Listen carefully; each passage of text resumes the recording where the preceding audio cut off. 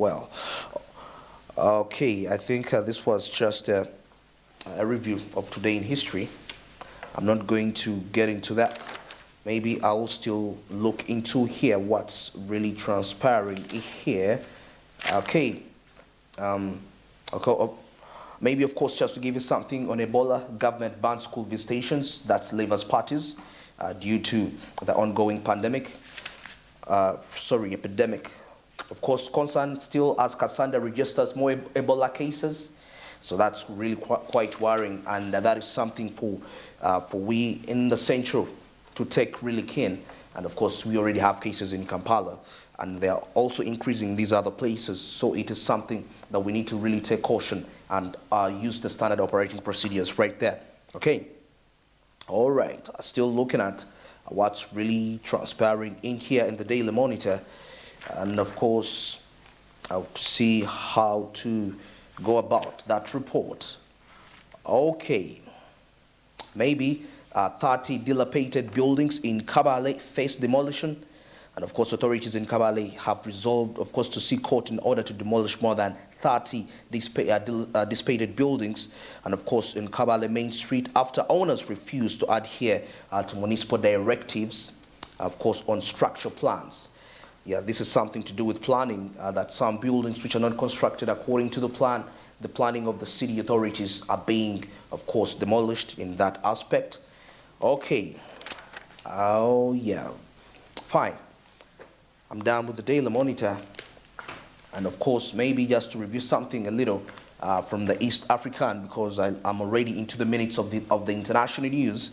And of course, we have something here as we see Safaricom hints at M-Pesa spin-off, and of course, the telco under pressure to have mobile money stand alone.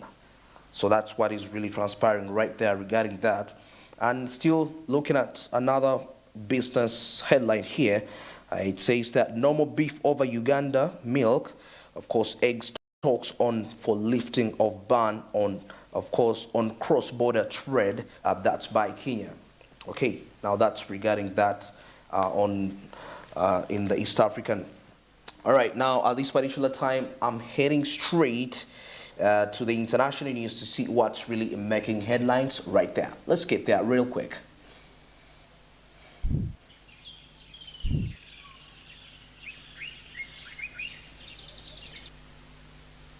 Okay, and now we start with Angola, and this time around we are looking at Angola's airline with a new CEO, and of course Roots and Global Alliance.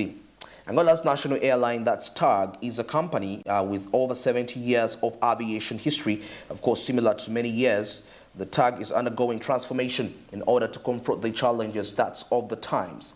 Of course, with the new management team, a new partnership with Iberia Airlines, new destinations, of course, on the horizon, and a firm commitment to making Luanda a global cargo hub. And of course, TAG's future looks at promising improved service expansion. That's in comfort right there. Okay, one of the airline's 14 destinations inside Angola is a flight that's from the capital, that's Luanda, to the Northern Agriculture and Mining Province, that's huge. And of course, this is addition to the dozen of existing international destinations.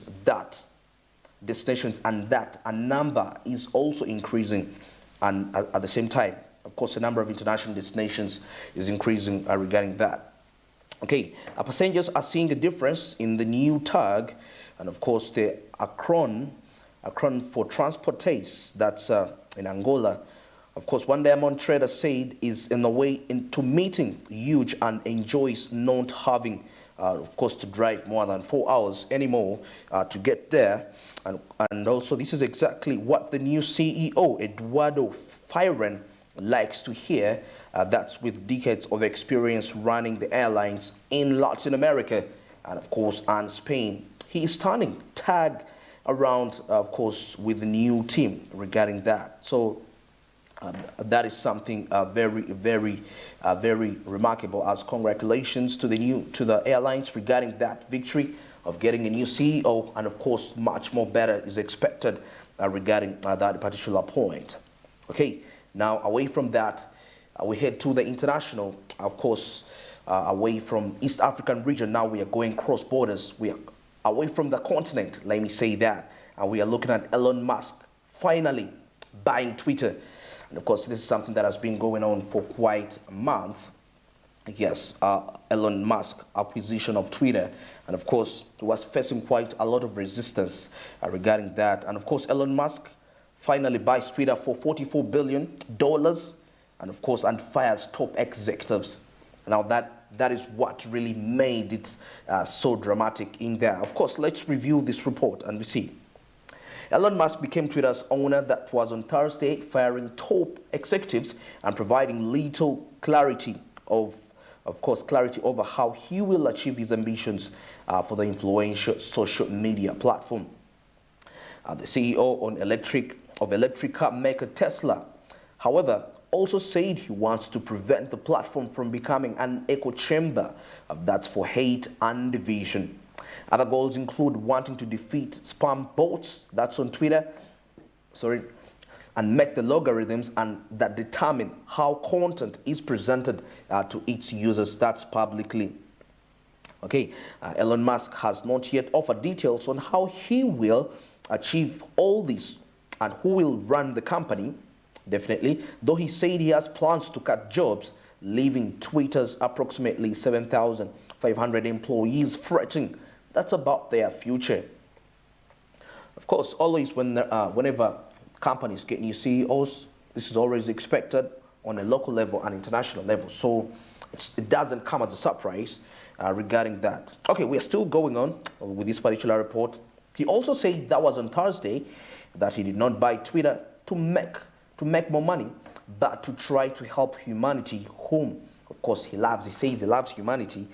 Musk terminated Twitter chief executive officer, that's Parag Agrawal, and the chief financial officer, Ned Segal, and legal affairs and policy chief, that's Vijaya Gurd, according to people familiar with this matter. He had accused them of misleading him and Twitter investors over a number of fake accounts on the social media platforms. Agrawal and Segal were in Twitter's San Francisco headquarters when the deal closed and were escorted out, the sources added. Twitter, Musk, and the executives did not immediately respond to requests, and of course for the comment regarding that. Before closing the $44 billion acquisition, and never afraid of course, indulge in theatrics, Musk walked into Twitter's headquarters, that's on Wednesday, with a big grin and carrying a Proclaim sink, subsequently tweeting, "Let that sink in." Wow. He changed his description in Twitter, of course in his Twitter profile, to Chief Tweet. Wow. He also tried to calm fears among the employees that major layoffs are coming and assured advertisers that this past criticism of Twitter's content moderation rules, of course, would not harm its appeal. Of course, that's what is regarding right there. Actually, when Elon Musk took over this particular company, there are quite some other people that had been banned from, of course, posting their posting up on their Twitter. Their Twitter handles were blocked, and this was affecting their businesses. And one of them was Kanye West. After a few days ago, he came and made comments regarding the Jewish, that's what we call anti-Semitism, and that really costed him a lot, that he lost quite a number of business partners. Instagram blocked his account and Twitter, but when Elon Musk came, Kanye West was actually handed back his Twitter handle officially. I was actually watching something yesterday, and he was talking about that, expressing his joy and thanking Elon Musk for that particular new move. Okay, now let's wind up the international news as we look at Egypt and the International Monetary Fund as they reach a preliminary agreement for $3 billion, that's US dollar loan. Okay, the International Monetary Fund has reached an agreement with the Egyptian government that paves the way for the Arab nation to access $3 billion loan, and of course officials said on Thursday. In a statement issued, Egypt's International Monetary Fund mission chief, that's Ivana Vlodocka Hola, said The 46-month deal has an extended fund facility arrangement which allows Egypt to access 3 billion US dollars on condition that it implements a series of economic reforms. Okay, IMF officials said a staff agreement between the Egyptian government and IMF leaders had been reached following months of talks as Egypt struggles to combat the surging inflation caused in part, of course, partly by the war in Ukraine. In the hours before the announcement, Egypt's central bank announced a series of economic measures, including a hike in interest rates by roughly 2%, by roughly 2 percentage points, and a switch to a more durably flexible exchange rate.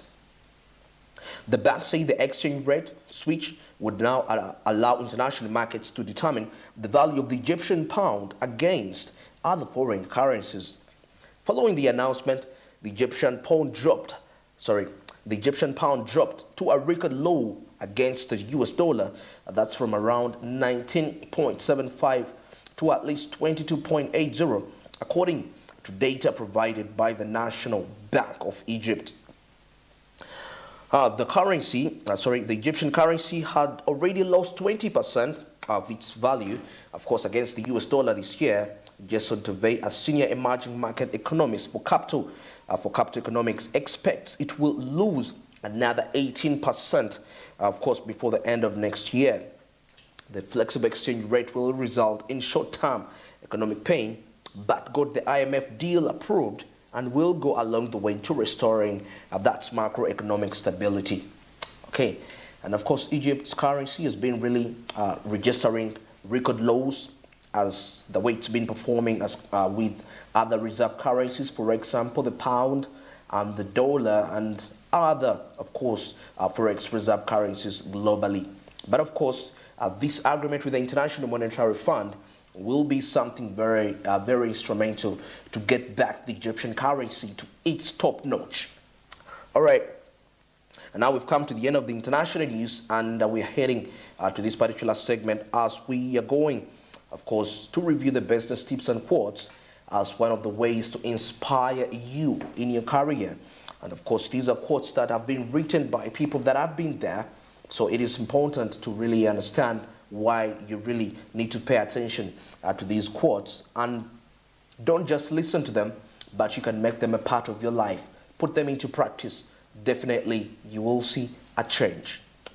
Now let's head to the business tips and quotes. But firstly, let's review the business tip of the day.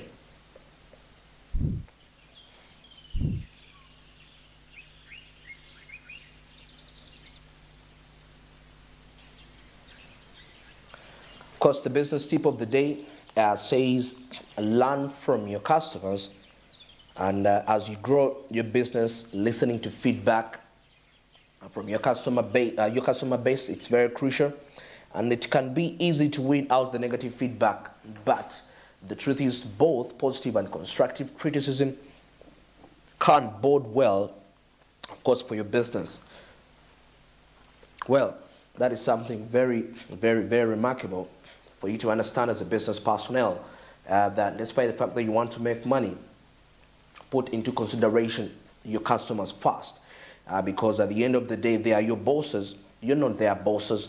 So it's important to really understand what you need, to understand what they want before you do what you want, actually. So understand your customers, invest in understanding them, do research, do feasibility studies regarding your product, and that will be very essential for you to succeed at your business and also get to know where you can innovate better. All right. And now let's wind this up with the business quote of the day.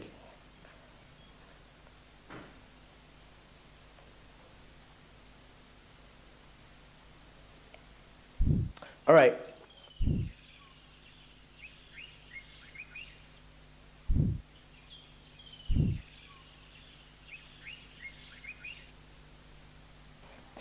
All right. The quote of the day says, the secret change is to focus. The secret of change is to focus all your energy not on fighting old, but on building the new. Of course, that's by Socrates, one of the father of Western philosophy. Right? That is something very, very interesting. Don't focus on your old, but focus on the new. Put all your energy on something new that will be very key to build you up. So many times we are caught up in the past and we end up judging ourselves probably for the past mistakes. Honestly, the past is never friendly. Yeah, but it's a choice you make and you decide not to look into that. That will limit your progress. If you've been doing your business and you've not had a past history, like an interesting past history, let me say that, probably you have quite a number of losses you registered, quite a lot of uncertainties, people didn't believe in you. Don't really focus on that. That shouldn't be a limiting factor, of course, for your growth and development, because that will, when you focus your energy on that, it's going to limit your progress to go ahead. Yet remember, like the saying says, it doesn't matter where you come from, but where you're heading is the most important. All right, and that's it for the business tips and quotes. And of course, let's get into a short commercial break. We'll return with the coffee court. Good morning.